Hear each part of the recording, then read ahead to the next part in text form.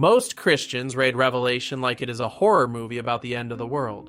Beasts, dragons, plagues, 666, fire, judgment, chaos. But what if that is exactly why so many people misunderstand the book? Wait, but Revelation does talk about judgment, beasts, Babylon, the mark, and the final battle. We cannot pretend the book is not intense. Correct. Revelation is intense, but it is not random terror. The first word of the book is revelation, which means unveiling. It is not meant to hide God's plan. It is meant to pull back the curtain. So before we go deeper, answer this in the comments. Is Revelation mainly a book about future disasters? Or is it the key that unlocks the whole Bible? Comment, future or key. And be careful, because people fight hard over this book. They do, but many arguments start because people read Revelation without its biblical roots. Revelation is not disconnected from the rest of Scripture. It is full of echoes from Genesis, Exodus, Daniel, Ezekiel, Isaiah, Zechariah, and the teachings of Jesus. That is where this gets controversial. What if Revelation is not the weirdest book in the Bible? What if it is the book that finally makes the whole Bible click? That sounds powerful, but maybe too strong. How can one book explain the entire Bible? Because Revelation brings the biblical story to its final destination. Genesis begins with a garden, a river, the tree of life, God dwelling with humanity, and then the entrance of the serpent, sin, exile, and death. Revelation ends with a renewed creation. The river of life, the tree of life restored, the serpent defeated, death destroyed, and God dwelling with his people. So the Bible begins with paradise lost and ends with paradise restored. But not just restored as another garden. Revelation ends with a city, the New Jerusalem. Exactly. The story moves from a garden to a city garden. That matters. God is not abandoning creation. He is redeeming it. That destroys the idea that Christianity is just about escaping earth and floating in heaven forever. That is going to bother some people. It should at least make them think. Revelation 21 does not describe humans escaping to a distant spiritual cloud. It describes the holy city coming down from heaven. The direction is downward. God comes to dwell with his people. So Revelation is not just the end of the world. It is the answer to the wound opened in Eden. That is a strong way to put it. And that is only the first connection. Revelation also connects deeply with Daniel. In Daniel, visions of beasts, empires, judgment, and the Son of Man appear. But Daniel is told to seal up the words until the time of the end. And then in Revelation, John sees a sealed scroll. Right, and nobody's worthy to open it. Until the Lion of the tribe of Judah appears. But when John looks, he does not see a lion standing there in the way he might expect. He sees a lamb as though it had been slain. That is one of the greatest plot twists in the Bible. Heaven announces a lion, and John sees a slaughtered lamb. So victory in Revelation does not look like domination. Exactly. Revelation redefines power. The Lamb conquers through sacrifice. The throne is occupied not by a tyrant, but by the crucified and risen Christ. And that is why the beast is not the center of Revelation. The throne is. I bet most people obsess over the beast. Exactly. Everybody wants to decode the beast, calculate 666, argue about the mark, and connect every headline to the end times. But Revelation keeps pulling our eyes back to the throne. That is one of the main messages of the book. John was writing to real churches under pressure from Rome. These were not abstract prophecy fans. They were believers living under empire, temptation, persecution, compromise, and fear.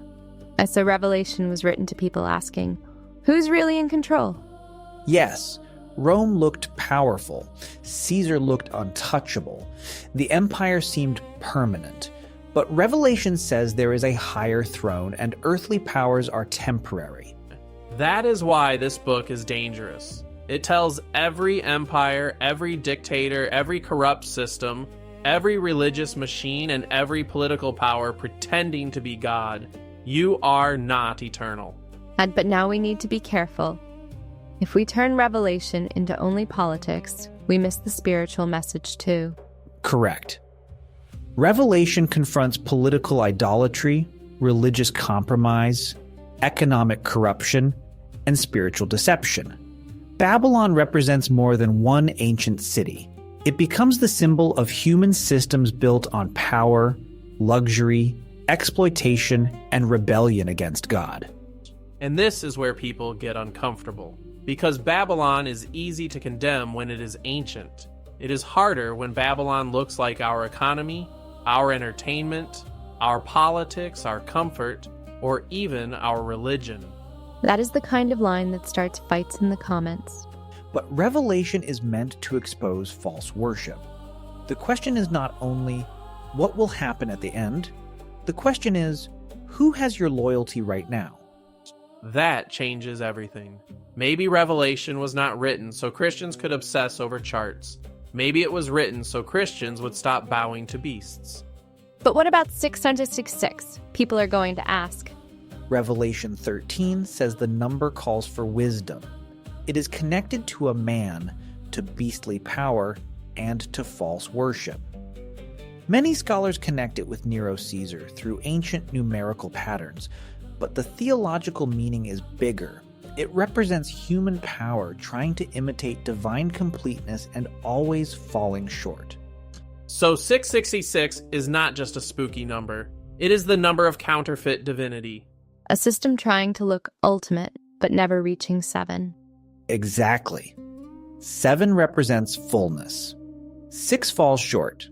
6666 is power pretending to be complete while remaining fundamentally incomplete. That is way stronger than conspiracy theories about barcodes. But conspiracy theories get more clicks. They do, but they often make people miss the actual warning. Revelation is not asking, can you identify the latest villain? It is asking, can you recognize false worship when it looks normal?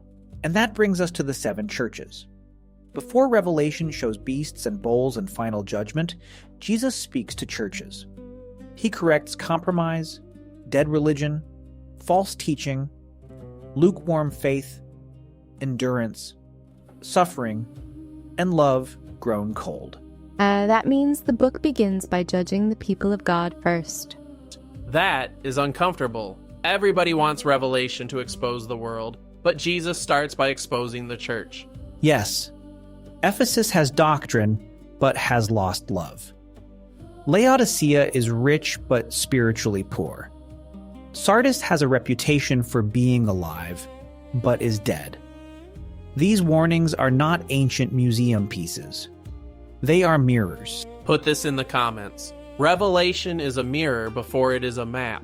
That is good, because a lot of people use Revelation to look at everyone else. And Jesus uses it to speak to his people. He repeatedly says, to the one who conquers.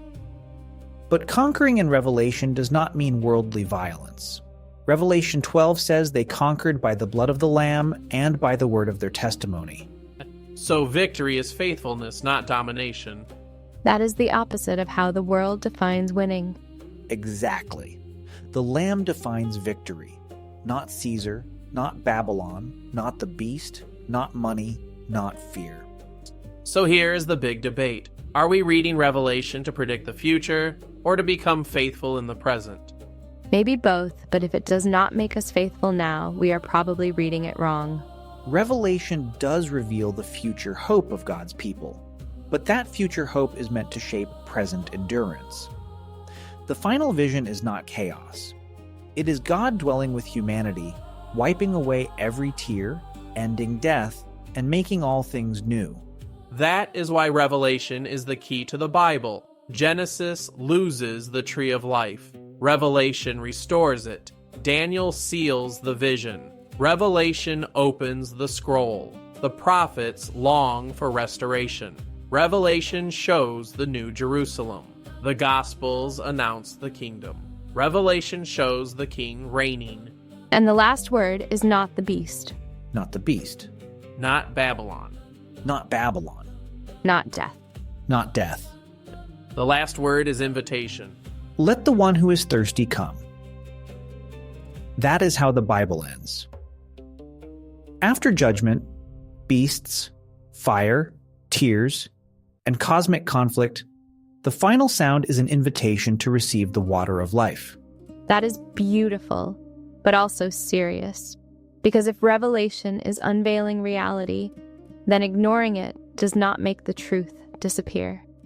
So now it is your turn. Is Revelation mainly a terrifying book about the future? Or is it the key that reveals the meaning of the whole Bible? Comment future if you think Revelation is mainly about what is coming. Comment key if you believe revelation unlocks the entire biblical story. And comment 6666 if you want part 2 about what the number of the beast really meant to the first readers. But whatever you answer, remember this. Revelation was not given to entertain fear. It was given to unveil Christ, expose false powers, strengthen suffering believers, and show that the throne was never empty.